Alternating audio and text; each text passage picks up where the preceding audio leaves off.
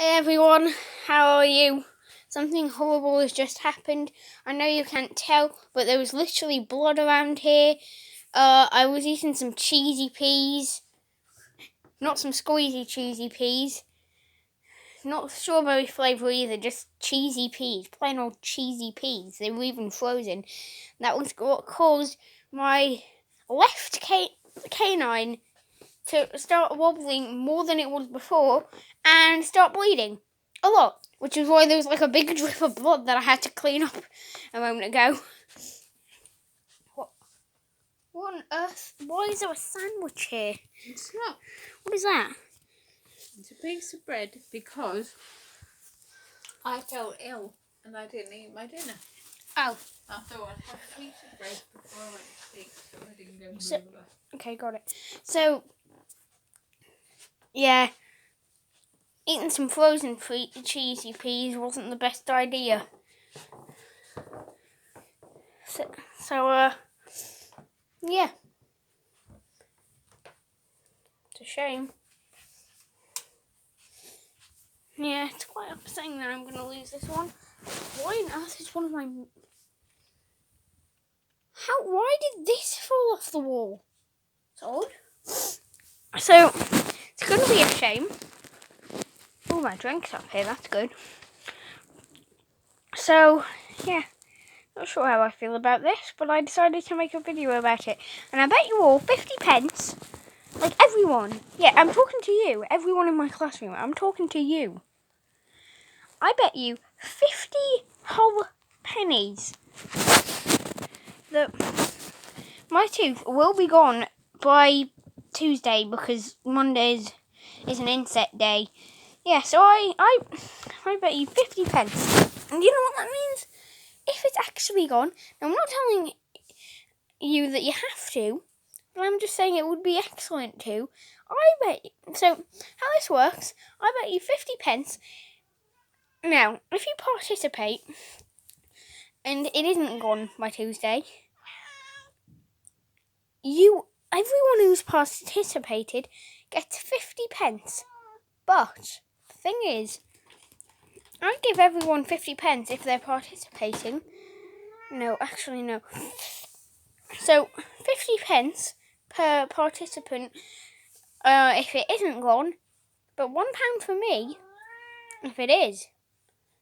So it's basically just a way I can double some money, you know, you understand that? Yeah.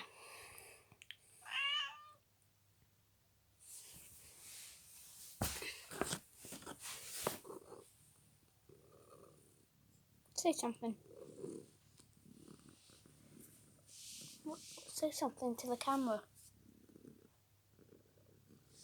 Come on, say something.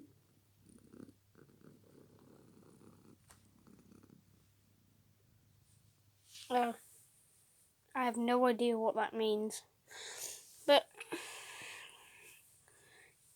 this is an actual thing that people do in real life. People try to double their money by betting on things. Yeah. So, you understand this?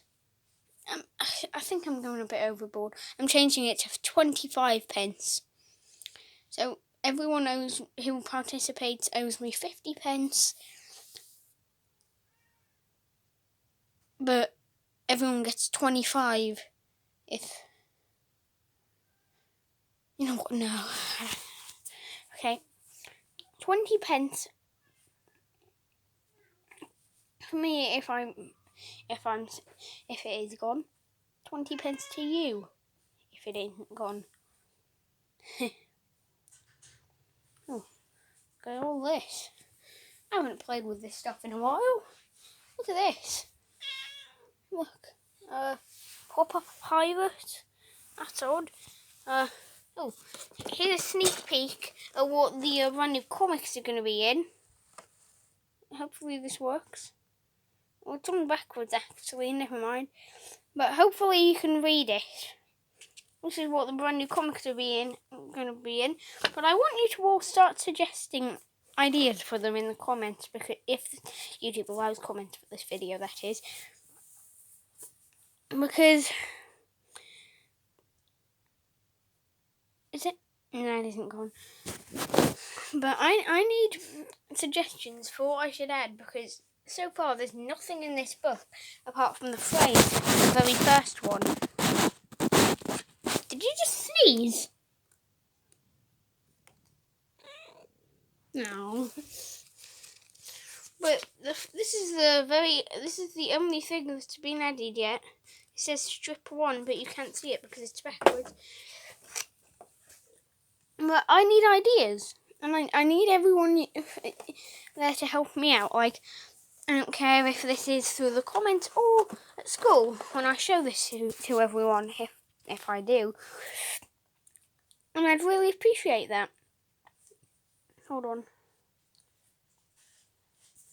Oh, here's a bit of proof. Look, my thumb's got a bit of blood on it. Yeah, that's proof of what has just happened. Oh, hold on.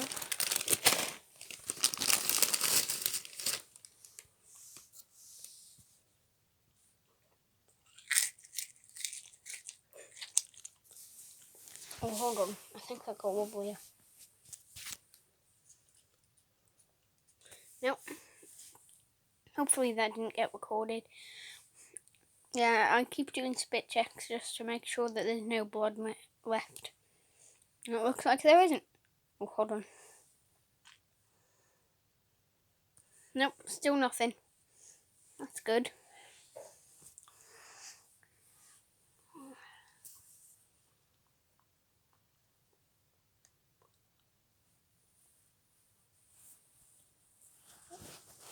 What's it? Hold on.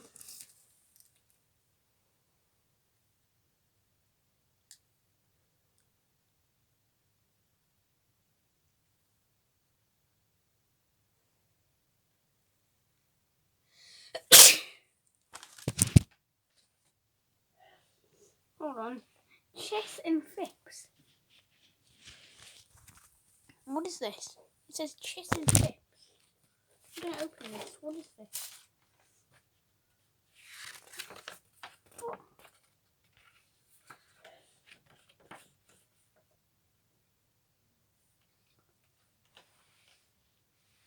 Why on earth is there a Tyneway Archives and Museums letter to my mum in my room?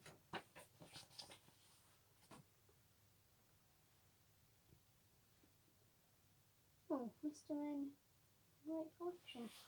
Oh, let me read a book. Oh, a book. That's a picture of a Dalek on a stamp. Meow to you too. Okay, here it is. No, that isn't it either. Oh, here's one. Here's an actual one. Oh, here's something that's recently been released. The Doctor Who selection of Mr. Men. That's pretty cool, isn't it? Here we go. It's Christmas Eve, and Dr. Tenth and Donna are looking forward to a festive Christmas day in the TARDIS. That is until they meet the lively snowman and a mysterious stranger dressed in all red and white. Dr. Tenth's Christmas Surprise, originated by Roger Hargreaves. That's actually a really decent image.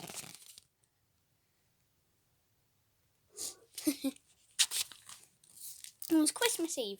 The Doctor sat in front of a digital crackling fire and wished that he could light a real one. But his TARDIS console room did not have a chimney. I'm pretty sure another room does.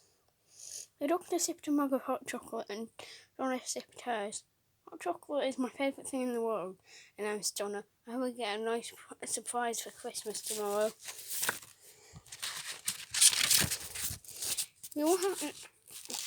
We'll have to wait and see, said the Doctor. Now, what we need is a Christmas tree. We might not have a real fire, but we're going to have a real Christmas tree. He got up to go out. But I haven't finished my hot chocolate, said Donna. Have it later, said the Doctor. But it'll get cold, she replied. Then bring it with you. What a fuss about hot chocolate. Hopefully this channel doesn't get copyrighted for this. The Doctor and Donna set off to town. There was no traffic on the roads because of the heavy snow. There were lots of snowmen. You're right, agreed the Doctor. No, wait. The Doctor and Donna set off to town. There was no traffic on the roads because of the heavy snow, but there were lots of snowmen. Somebody has been busy, said Donna. You're right, agreed the Doctor, but I'm not sure who. They don't look like very friendly snowmen. Look at these. I recognise these boys. I recognise them.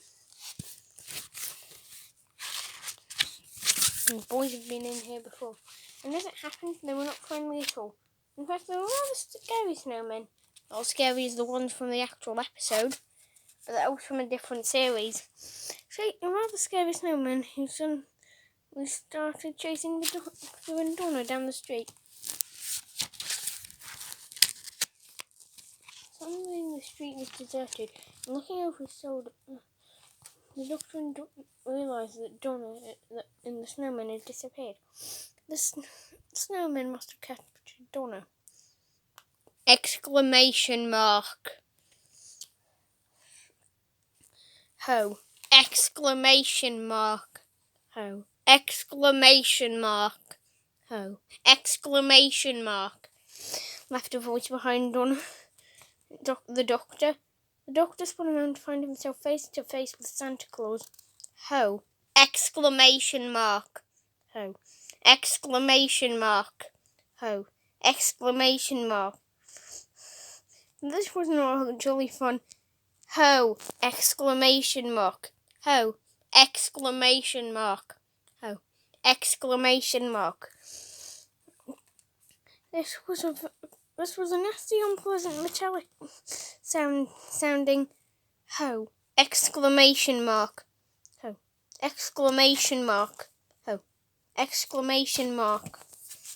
This was not the real Santa. Obviously, why does he look so evil? Oh, fun fact. Did you know that the current most known Santa Claus design is actually made by the Coca-Cola Company? And it was in one of their adverts.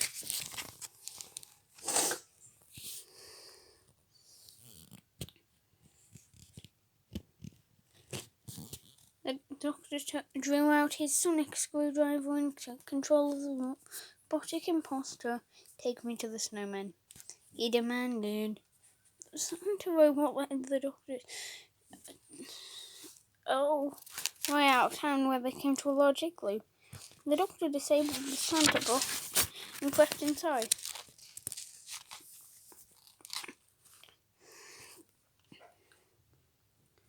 At first sight, it seemed a very festive scene.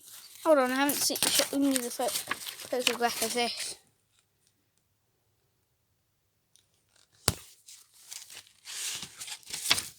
At first sight, it seemed a very festive scene. This room was filled with snowmen and Santa Clauses, and there was a Christmas tree in the corner. But really, this was far from festive.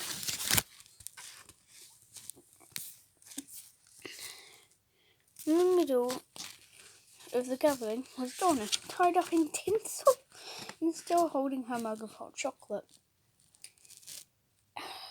Seriously. Looking around the igloo, the Doctor saw what he needed. Using his sonic screwdriver, he activated a string of Christmas lights, which wound themselves around the snowman and Santa bots. I don't think that's how that works. The Doctor and Donna made their escape on a sledge, but the Doctor had forgotten the Christmas tree. A Christmas tree that was, of course, no ordinary Christmas tree. It came racing down the slope in pursuit of them, firing Christmas baubles as it went. That's quite dangerous. What if they smash? It came racing down the slope. This is not the sort of Christmas surprise I had in mind, cried Donna. The sledge took a direct hit and tipped over.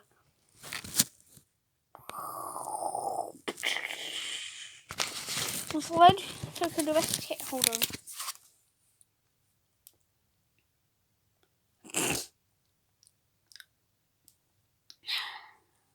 That's better. The doctor and Donna were sent sprawling into the snow. Quickly, cried Donna. Use your sonic screwdriver to disable the tree. But Doctor had lost it in the snow. Donna looked at her mug of hot chocolate. It was no longer hot. Yuck, she exclaimed, and threw it over the tree. The liquid shortcutted the tree's wiring, and with a fist and a puff of snow, it came to a standstill. Just to let you know, never ever curse this hair. I guess that's good enough. Just to tell you, never ever pour any liquids onto electric. Once I nearly died because I accidentally spilt something onto... Oh, here we go. Ho, ho, ho, chuckled a voice behind them. Oh no. Wait. Oh, ho, cried the doctor. It's another Santa bot. With no weapons left, the doctor and Donna floated the Santa Claus with snowballs. Stop, stop, cried the Santa Claus. I'm a little Santa. Obviously, he had emotions. I'm so sorry, apologised the doctor. I hope this doesn't put us on the naughty list. Ho, ho, ho, chuckled Santa, brushing the snow off. No harm done. But I must be on my way. Lots to do. The doctor and Donna waved goodbye and carried their Christmas tree back to the TARDIS. Oh, that's actually a really good representation of the TARDIS. The next day, Christmas Day, the doctor and Donna opened their stockings. At least Santa didn't put us on the naughty list. Look, he's given me a new sonic screwdriver. And here's the Christmas surprise I was looking for. He's given me a hot chocolate machine. Well, you might call a hot chocolate of the doctor. Ho, ho, ho. That was a horrible joke. That wasn't even a joke. Let me just... Oh.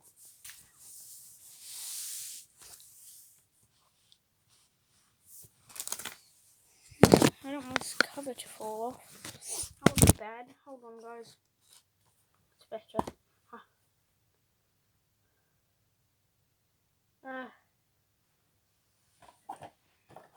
Hold on.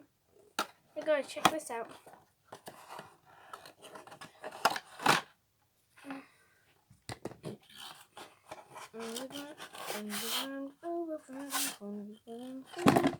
The rumbles of Wimbledon, where we making reduce things to what we find, things that we every day get behind.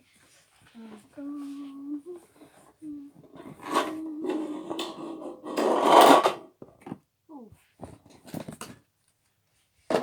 Okay, the sad thing is I can't. Is that it? No, that isn't. The sad thing is I couldn't find anything decent apart from this. Cool. Okay, I'm gonna read one more book and then I'm gonna stop this video. Now for a good one. Mr. Christmas, that's not a Doctor Who one. Oh, here's two decent ones. I'm gonna read two, actually, starting with Doctor first. This might get boring for some viewers, so I've probably turned it off earlier on. Good morning, Grandfather, said Susan. Good. I don't think there's anything good about it, grumbled the doctor. He was not in a good mood. And why was he not in a good mood? It was the TARDIS. Retardis. Ha! It had been making clunking noise all night long and kept the doctor awake. Something was wrong. And the doctor knew that he was... Hey! Stop. Hold on, guys. Hey!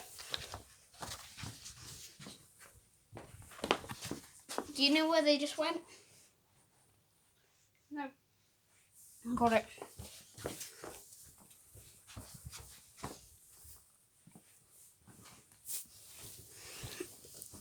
Here we go. Something was wrong, and the doctor knew that he was going to have to land somewhere and fix the problem. Look, he doesn't even want his cereal. The newest planet was Earth. The doctor did not like Earth.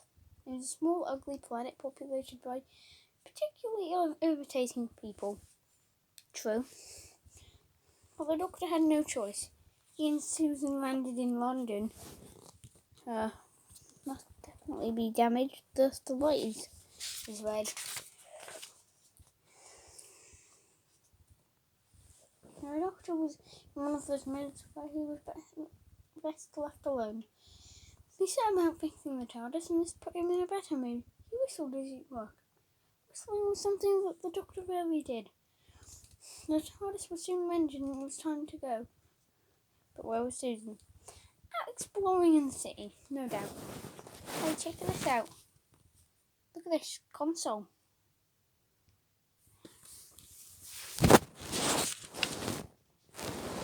The doctor waited and waited, and then he waited some more. He began to worry and decided that he had better go off and look for Susan.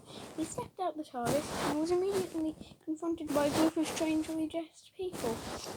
The doctor was appalled by their casual dress sense. Look at that. That is just horrible. Oh. Hey man, what's your name? Asked one of the badly dressed people. The doctor, replied the doctor. Hi Doc, nice to meet you. The doctor frowned. I'm not Doc. I'm the doctor. I'm a time lord. Wow, groovy. The doctor frowned again. Groovy was another word he did not like. Here's another fact. The only reason why why regeneration was a thing that was made was because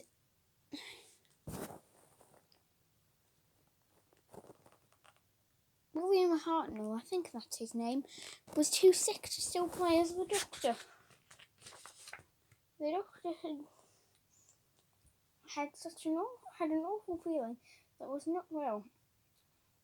So he began his search for Susan. As he passed a dark alleyway, a movement caught his eye. There was something lurking in the shadows. The Doctor's quick mind instantly suspected an alien. Cautiously, he crept down the alley. Suddenly, a door opened, and the light from the doorway revealed the shape in the shadows was a cat. The television behind him.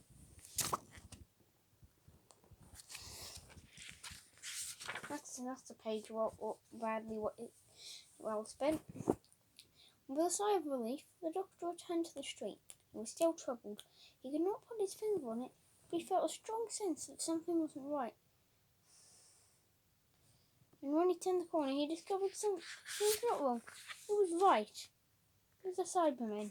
They were in London and they were not on holiday. What the flip is this?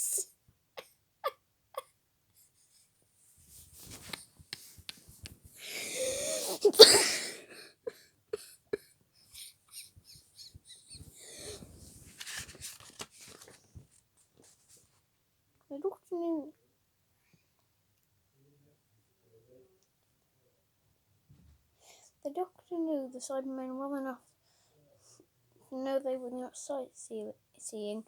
Cybermen were not interested in the changing of the guard. They just standing there, the only normal-looking thing on this planet.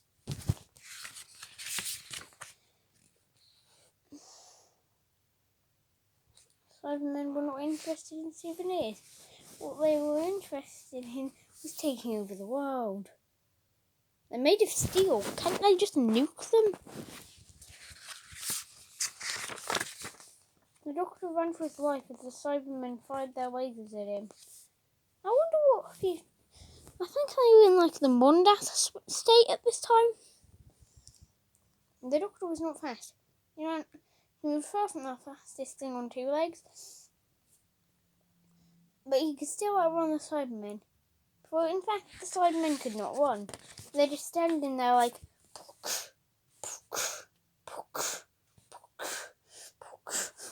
While people are just... Oh. Ah. Oh. Had to find Susan. And as luck would have found it, he found her in the next street. He was listening to some music on the radio. Pop music. The doctor would not have described pop music as music. He would have described it as noise. The doctor frowned, but gave him an idea. He made some quick adjustments to the radio.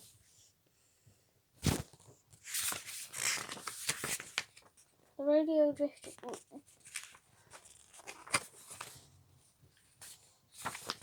The radio waves drifted down the street, and the effect on the Cybermen was extraordinary. They were thrown into confusion, and the wires crossed in their mechanical brain. Their lightning struck, and their arms were... Hello. Hello. All right. Yeah? No. Good night. That was just my man. Their legs jerked, and their arms whirled. They did not know whether to take over the world, but it was dance. It was too much for them. They turned tail and fled to their spaceship. Is there even a Spider-Man? No, not a Spider-Man, a Cyberman spaceship.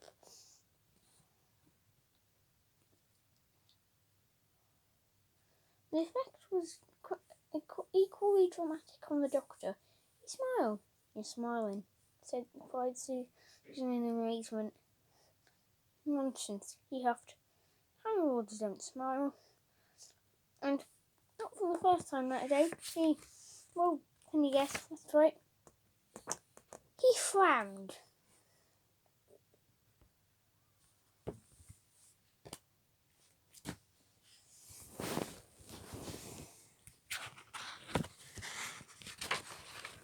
Oh.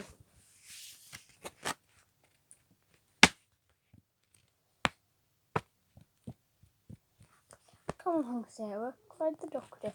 The doctor and Sarah Jane were running away. It seemed to Sarah Jane that the two of them spent an awful lot of their time running, and mainly running away. And what were they running away from this time? They were running away from the Daleks. Okay then.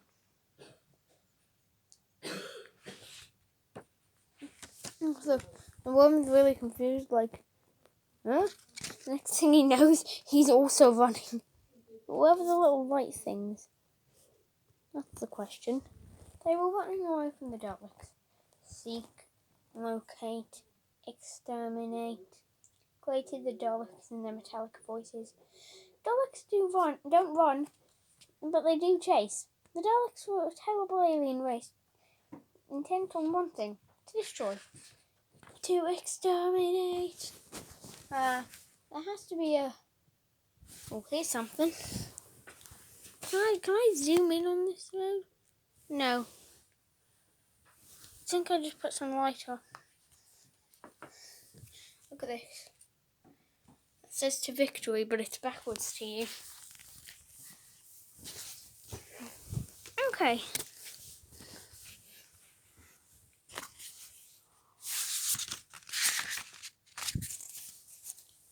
To exterminate everything. Although some Daleks were rather better at exterminating than others, like number Z4103, better known to his friends as Dale. Dale the Dalek's energy ray was not so convincing. Look at this. Look at this idiot. What are we going to do? After Sarah Jane. Oh goodness.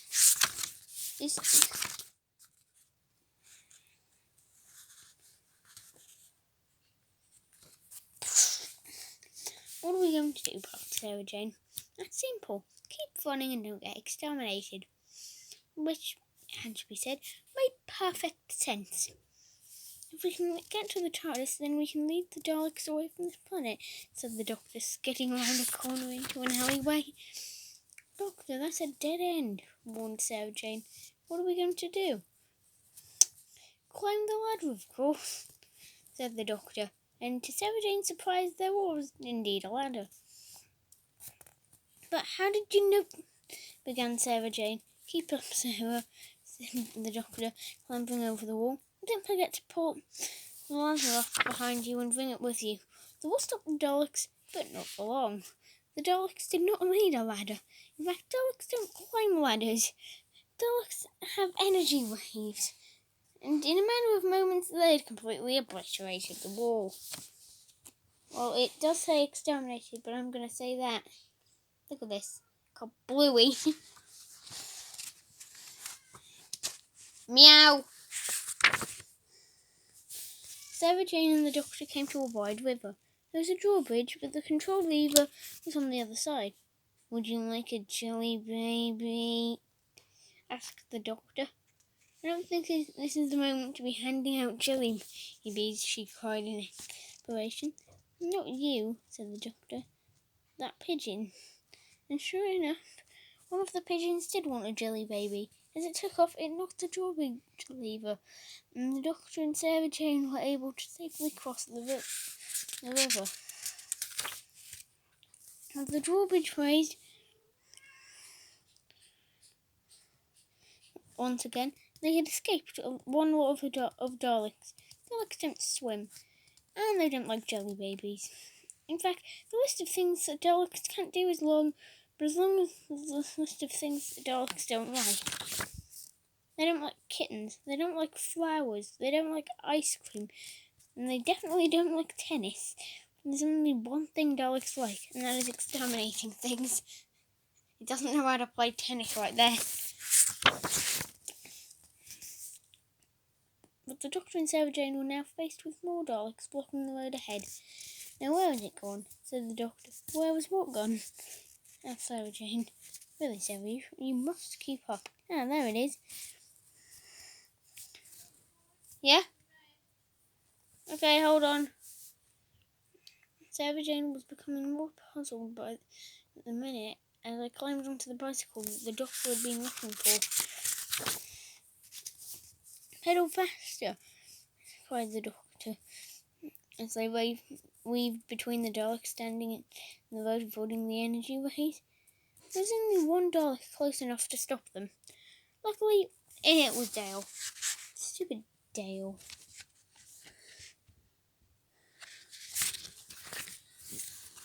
Look at this. Stupid Dale.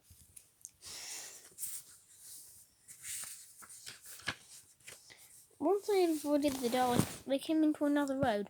A very busy road. Fortunately, there was a stop sign that held back